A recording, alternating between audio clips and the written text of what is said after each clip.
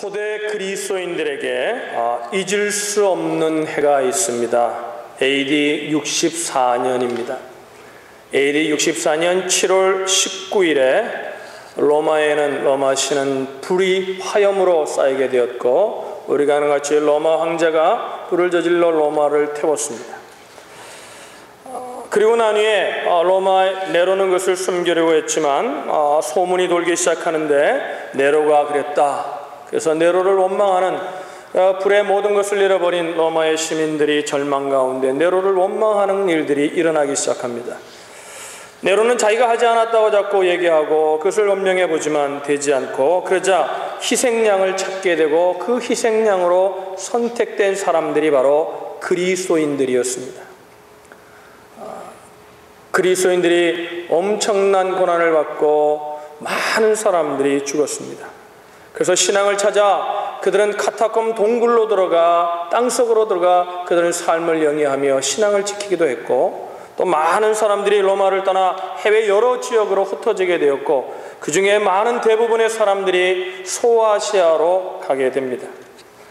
여러분, 학자들 사이에 조금의 의견이 있지만 우리가 읽은 이 베드로 전서는 많은 학자들이 이때에 쓰여진 성경이라고 얘기하고 있습니다.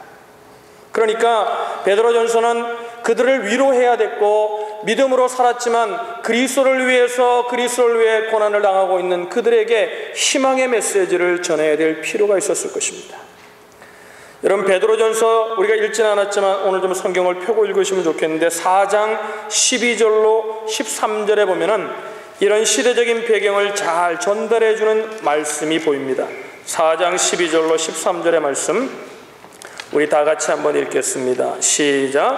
사랑하는 자들아, 너희를 시련하려고 오는 불시험을 이상한 일 당하는 것 같이 이상히 여기지 말고 오직 너희가 그리스도의 고난에 참여하는 것으로 즐거워하라. 이는 그의 영광을 나타내실 때에 너희로 즐거워하고 기뻐하게 하려 함이라. 여러분, 이런 시대적인 배경을 가지고 우리가 볼 때 이 말이 왜 베드로가 지금 이 말을 하고 있는지를 우리는 좀 더 현실감 있게 이해할 수 있을 것입니다. 12절을 다시 보면, 사랑하는 자들아, 너희를 시련하려고 오는 불시험을 불이다, 엄청난 시험을 얘기하는 거죠. 우리도 이 땅의 삶을 살면서 시험과 어려움을 당할 때가 있습니다. 그러나 여러분, 그 당시에 초대교회 교인들이 로마에서 그 핍박을 받았던 그 고난은 우리가 당하는 고난과는 질적으로 다른 고난이었습니다. 목숨을 부지해야 되는 고난이었습니다. 언제 어떤 일이 일어날지 모르는 그 엄청난 고난인 것입니다. 보세요. 베드로전서 1장으로 넘어가셔서 1장 1절에 보면은 이 편지 서두에서 이 편지를 받는 자들이 누구임을 주목해야 합니다. 1장 1절에 이렇게 말합니다. 우리 다 같이 한번 읽습니다. 시작. 예수 그리스도의 사도 베드로는 본도, 갈라디아, 갑바도기아, 아시아와 비두니아에 흩어진 나그네. 그러니까 여러분 보세요. 신앙의 박해로 많은 사람들이 흩어지게 되었고, 그 신앙의 박해로 인하여 흩어진 그들, 한동안 살아왔던 일생을 바쳐봤던 모든 사업의 터전이 삶의 터전을 버리고 갈 수밖에 없었던, 그래서 이제 또 다시 시작해야 되는, 그래도 다시 시작해도 그냥 안전한 가운데 시작하는 것이 아니라 언제 핍박을 받을지 모르는 그 어려움 가운데, 두려움 가운데 삶을 영위하고 있는 그 신앙의 본질을 지키기 위해 갔던 나그네와 같은 삶을 살고 있는 그들을 향하여 오늘 베드로는 편지했던 것입니다.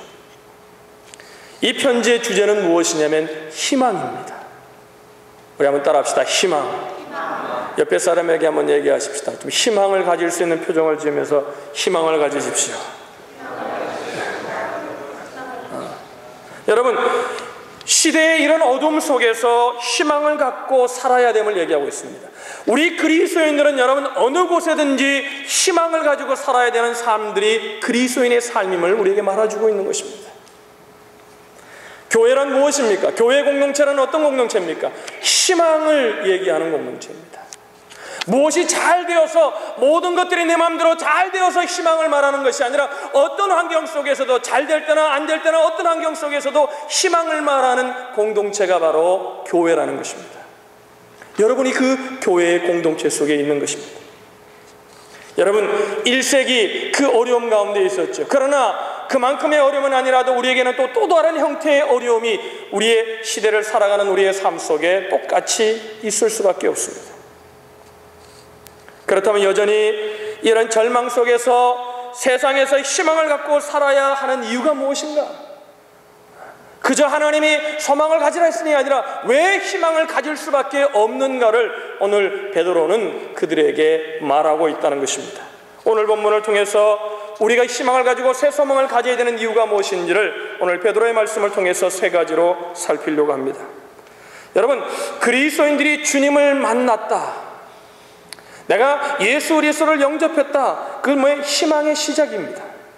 보세요, 주님이 어떤 분이십니까?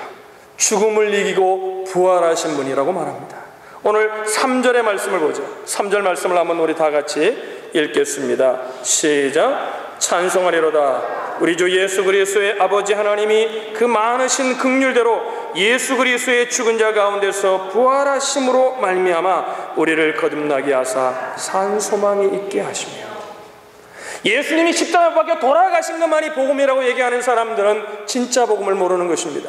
주님이 만약에 십자가에 달려서 죽으시고 그것으로 끝이 났다면 그것은 복음이 아닙니다. 주님은 그 죄의 권세, 죄로 말미암아 죽음을 이기시고 3일 만에 부활하셨기에 그분은 우리의 부활의 주님이시고 우리의 주님이 되실 수 있었다는 것입니다.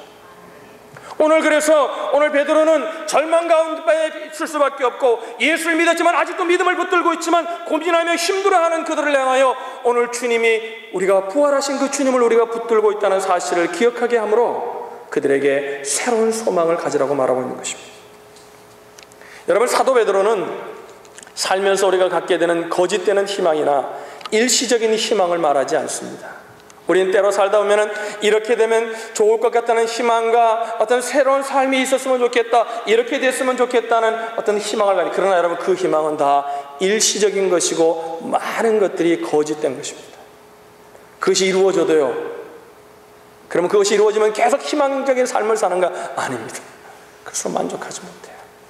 어떤 거짓 희망이에요. 그래서 그런 세상의 것과 차별하기 위해서 오늘 이 소망을 베드로는 뭐라고 말하냐면 산소망이라 이렇게 말해요. 한번 따라할까요? 산소망.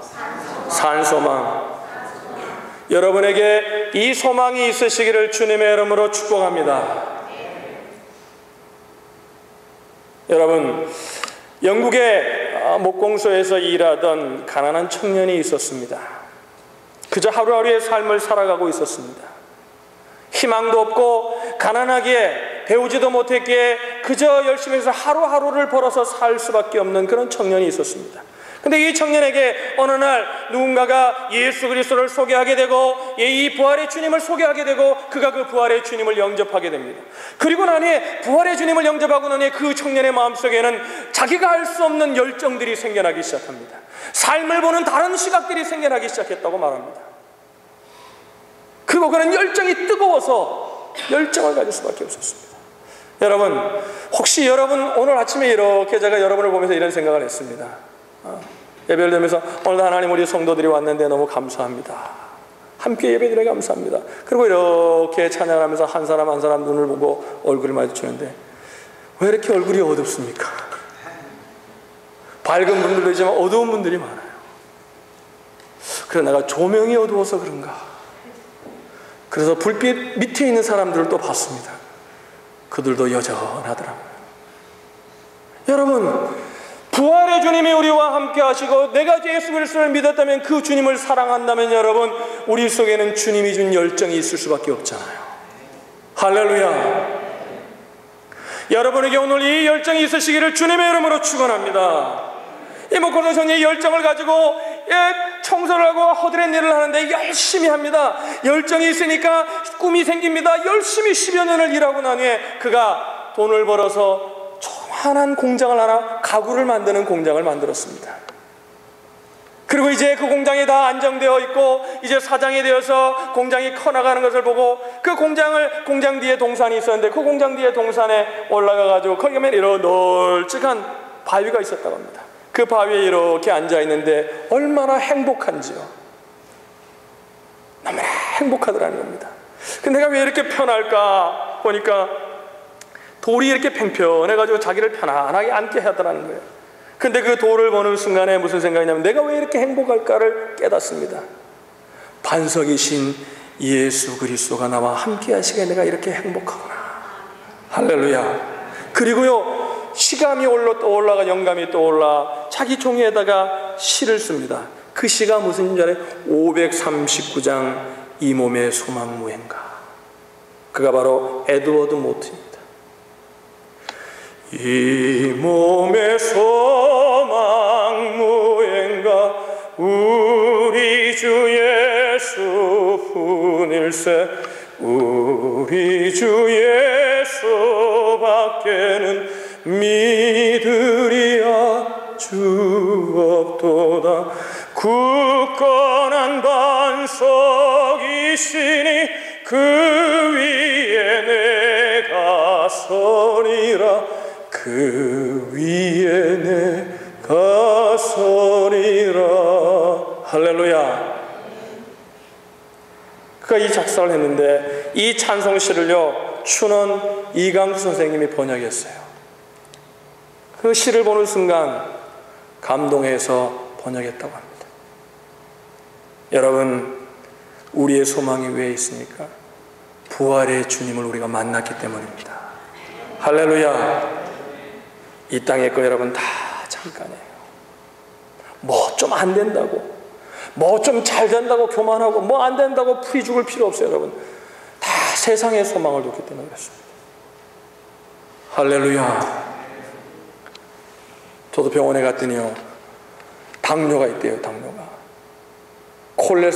당뇨 콜레스테롤이 엄청 높대요. 조심해야 된대요. 언제 죽을지 모르니까. 물론 몸을 관리 못한 제 잘못이죠. 그러나 여러분, 어떻습니까? 이제 음식 조절해가지고 건강해지면 되는 거고, 안 되면 또 어떻습니까? 주님 만나러 가는 거죠. 할렐루야. 내가 우리 집사람한테 그랬어요. 나는 당신이 준 것을 먹은 것밖에 없다. 요즘 아침에 뭐 해독 주스도 갈아주더라고요. 아, 그래, 병들기 잘했구나. 아침에 좋은 거 먹여주는구나. 감사하더라고요. 할렐루야. 왜 내가 이렇게 피곤한가? 왜 이렇게 힘이 없나? 사람 몸이 그러니까 그런 거예요. 높은 게 아주 높대요. 의사가. 아주 높대요. 여러분, 사명이 있으면 하나님이 또 살려놓겠죠. 부활의 주님을 만났잖아요. 그래서 어떤 사람도 그런데요, 그렇게 병 걸린 소식을 들으면 침울해지고 뭐 그런데 저는 전혀 그렇지 않아요. 내가 이상한 건지 그 사람들이 이상한 건지 조심하면 되죠. 이제 근데 또 성도들 실망하면 아무거나 또 잘 먹어야 되잖아요. 먹으면 되죠. 뭐. 여러분, 부활하신 예수님이 여러분과 함께 하십니다. 할렐루야. 우리가 소망을 가지고 살아야 될 또 하나의 이유를 4절에서 말합니다. 4절을 보겠습니다. 우리 다 같이 읽겠습니다. 시작. 썩지 않고 더럽지 않고 쇠하지 아니하는 기업을 있게 하시나니 또 너희를 위하여 하늘에 간직하신 것이라. 할렐루야. 우리가 소망을 가지고 살아야 될 또 하나의 이유가 무엇이라는 것입니까? 여러분, 하늘나라의 기업이 있다는 거예요. 할렐루야. 할렐루야. 여러분, 요즘 NBA에 여러분 돌풍이 일고 있잖아요. 제레미 린. 그가 그 트위터에 그랬더라고요. 사람들에게 우리가 너무 이 땅에 소망을 두는 것들을 끊어야 된다는 얘기를 썼더라고요. 하늘의 소망을 두고 살아야 한다는 거예요. 자기는 안 될 때도 하나님이 자기를 보호하셨고, 될 때도, 왜? 그러면서 뭐냐면 은퇴하고 난 후에 소원이 뭐냐면은 목사가 되어서 복음을 전하는 게 소원이래요.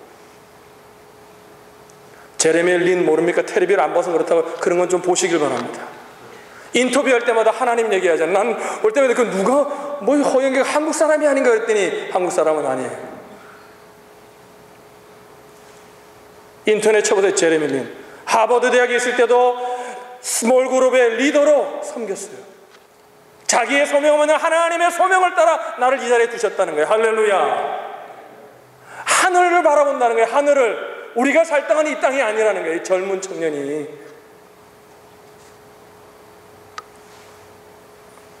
하늘나라의 기업을 예비하셨기에 여러분, 형의 집에서 소파에 자면서도 그는 절망하지 않았어요. 여러분, 낙심하지 않았어요. 그것이 그의 삶의 전부가 끝이 아니라고 생각했어요. 하늘나라의 소망을 뒀다는 거예요.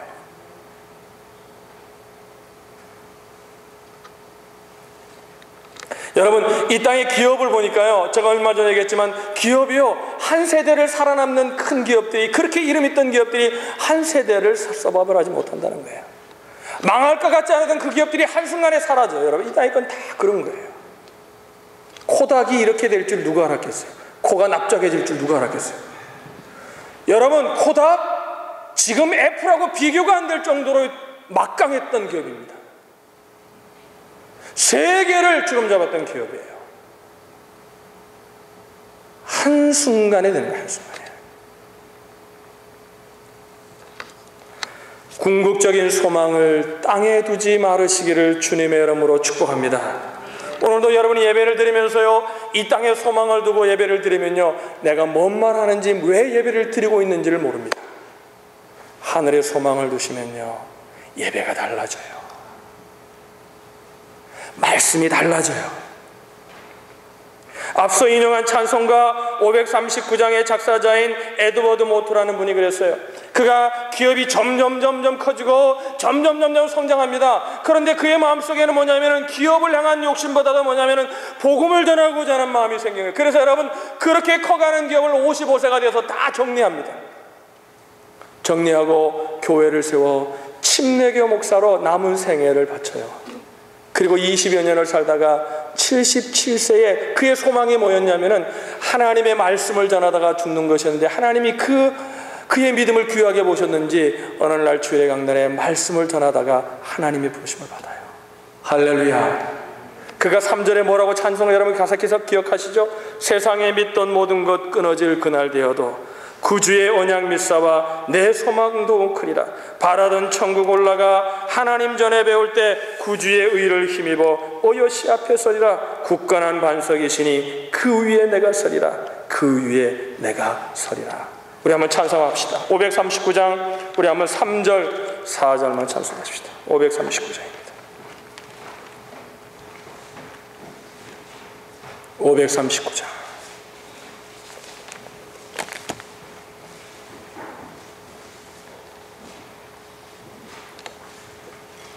세상에 믿던 모든 것 끊어질 그날 되어도 구주의 언약 믿사와 내 소망도 크리라.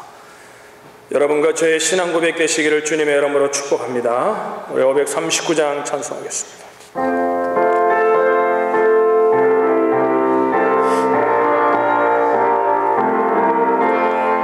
세상에 믿던 모든 것 끊어질 그날 되어도 주의 언약 믿사와 내 소망도 크리라. 굳건한 반석이시니 그 위에 내가 서리라. 그 위에 내가 서리라.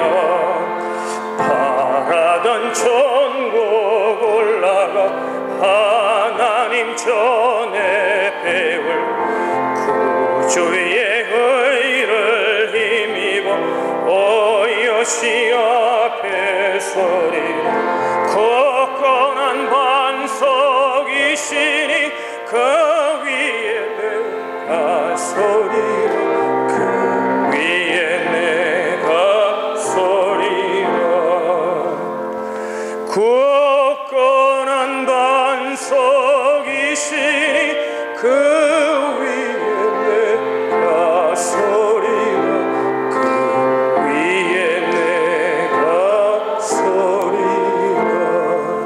할렐루야. 하늘나라의 기업을 바라보실 때 우리 가운데 소망이 싹트게 된다는 것입니다. 여러분, 성도들의 궁극적인 희망은 천국입니다. 제가 늘 얘기하죠. 우리는 삼생을 사는 겁니다.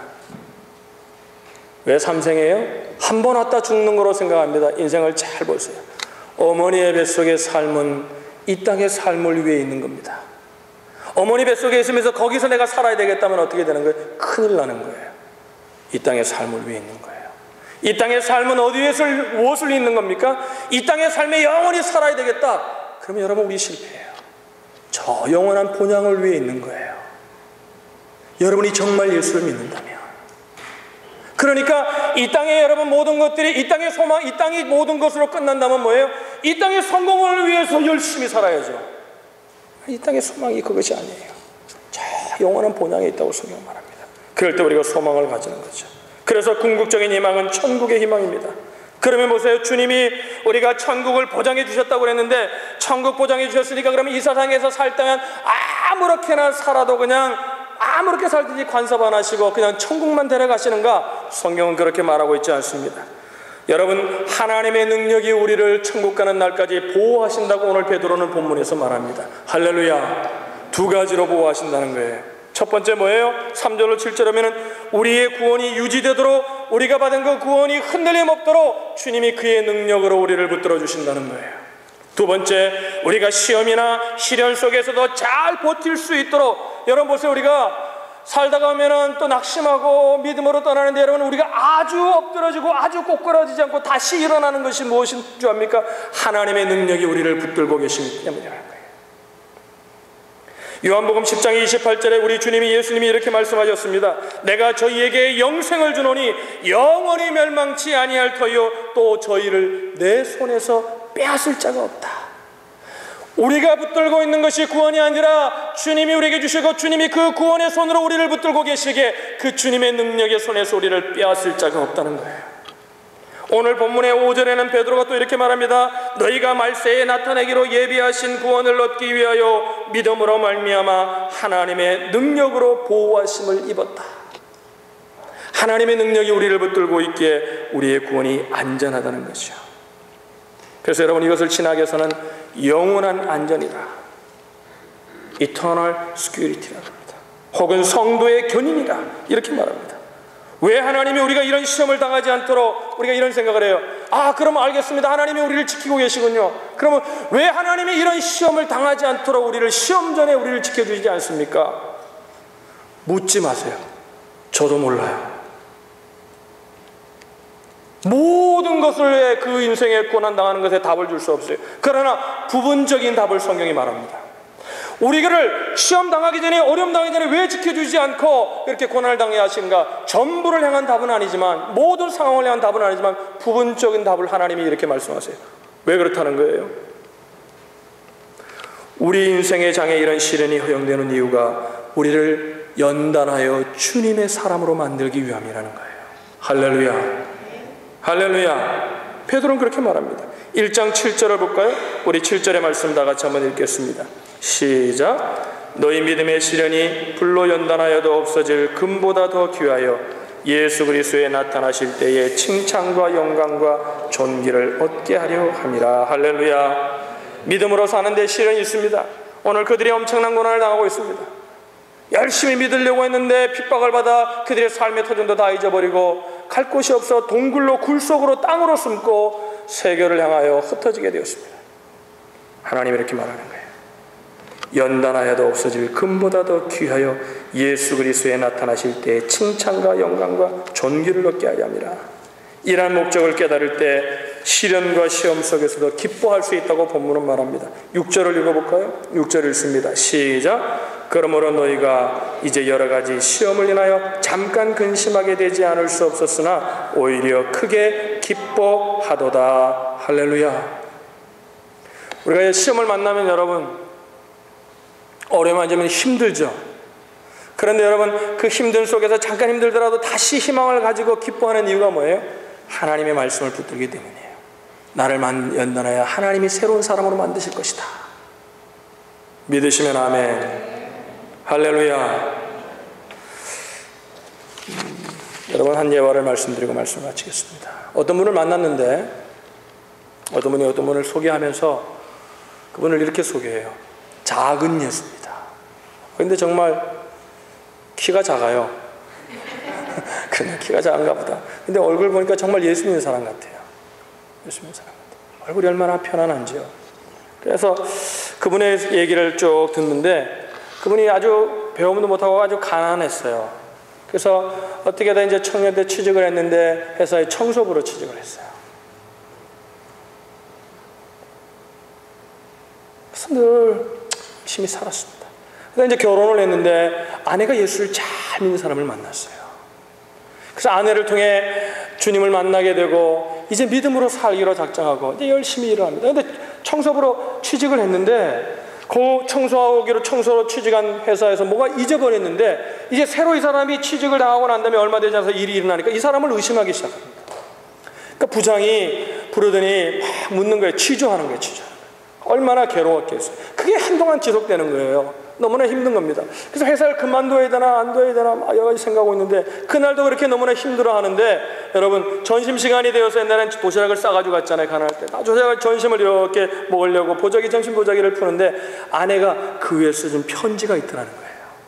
그래서 그 계기로 자기가 믿음으로 달라졌다면서 그 편지의 내용이 이런 내용이에요. 나는 당신이 다른 사람을 억울하게 의심하기보다 차라리 의심받는 사람이 된 것이 감사합니다.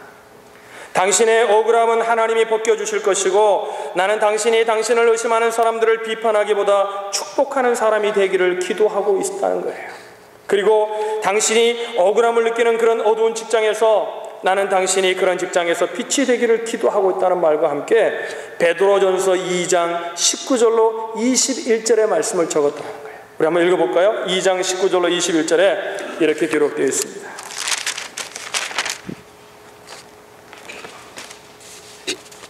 한번 읽어보죠. 시작. 애매히 고난을 받아도 하나님을 생각함으로 슬픔을 참으면 이는 아름다우나 죄가 있어 매를 맞고 참으면 무슨 칭찬이 있으리요.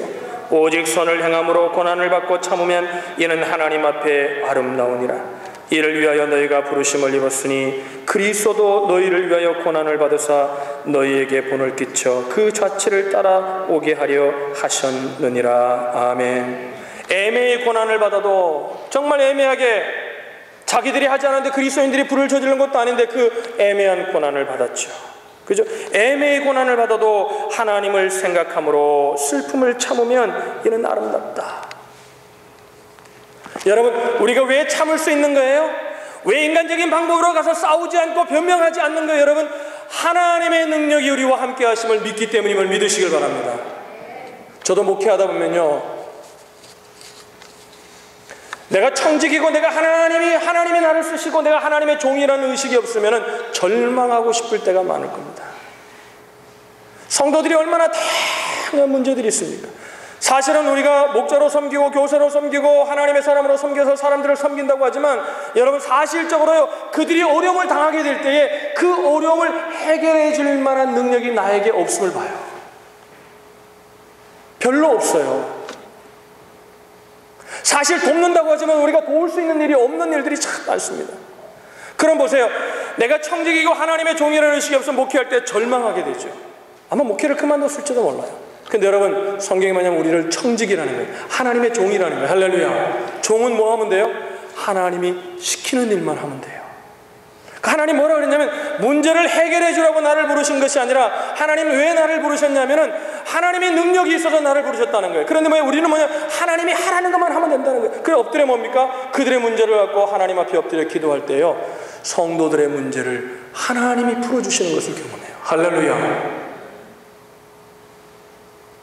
힘들어하고 어려워하는 형제들의 또 자매들의 가정의 기도 제목을 붙들고 기도할 때 여러분, 나는 능력이 없지만, 나는 풀 수 있는 능력이 없지만 하나님은 풀어주시는 거예요. 하나님의 능력이 있으니까 소망이 있잖아요. 그러니까 여러분, 목회가요 재밌어요. 힘들기도 하지만 전혀 안 믿는 눈치야. 여러분, 옆에 사람 얘기합시다. 예수 믿는 게 재밌습니다. 하나님의 일하는 게 재밌습니다. 내가 하려고 하면 힘들고 어렵지만 소망이 없어요. 절망할 수밖에 없어요. 그러나 하나님의 능력이 나와 함께 하셔. 하나님이 우리를 천국으로만 인도하시는 것이 아니라 천국 갈 때까지 하나님의 능력으로 우리를 지키신다고 했잖아요. 할렐루야.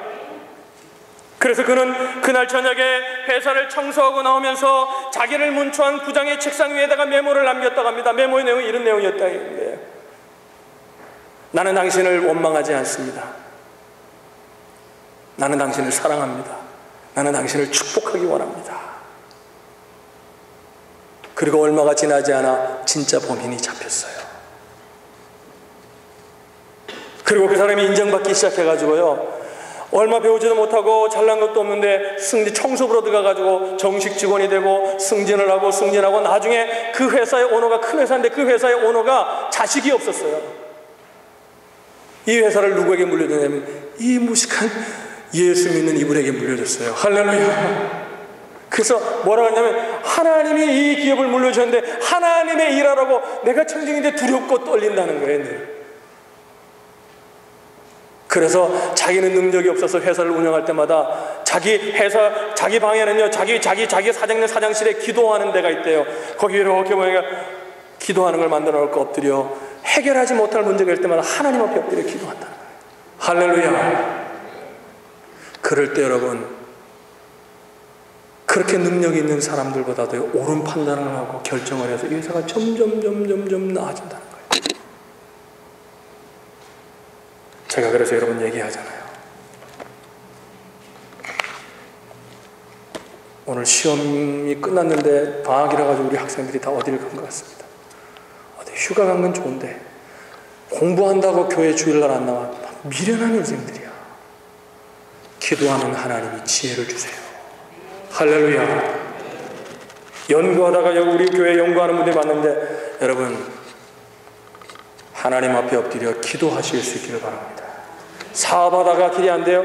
여러분 똑같아요. 내가 푸는 거 아니에요. 하나님 앞에 엎드려 기도하면 하나님이 풀어주심을 믿으시길 바랍니다. 여러분, 1세기의 그리스도인들이 도처에서 핍박을 받으면서도 그 세상을 이긴 비밀이 무엇입니까? 힘으로 이겼습니까? 세상의 능력으로 이겼습니까? 아닙니다. 하나님 앞에 엎드려 기도함으로 하나님의 능력으로 세상을 이겼다고 말합니다. 그래서 세상이 감당하지 못하는 사람들이었어요. 오늘 이 세상, 이 땅을 살고 있는 이 세상에 사는 저와 여러분들에게도 동일한 소망이, 동일한 능력이 필요한 줄로 믿습니다. 여러분, 믿음으로 사시길 바랍니다. 소망을 갖되 부활의 주님을 붙들고 소망을 가지시고 저 영원한 본향을 바라보며 소망을 가지시고 이 땅에 하나님의 능력이 있음을 믿고 엎드려 기도의 소망을 가지실 수 있기를 주님의 이름으로 축복합니다. 기도하겠습니다.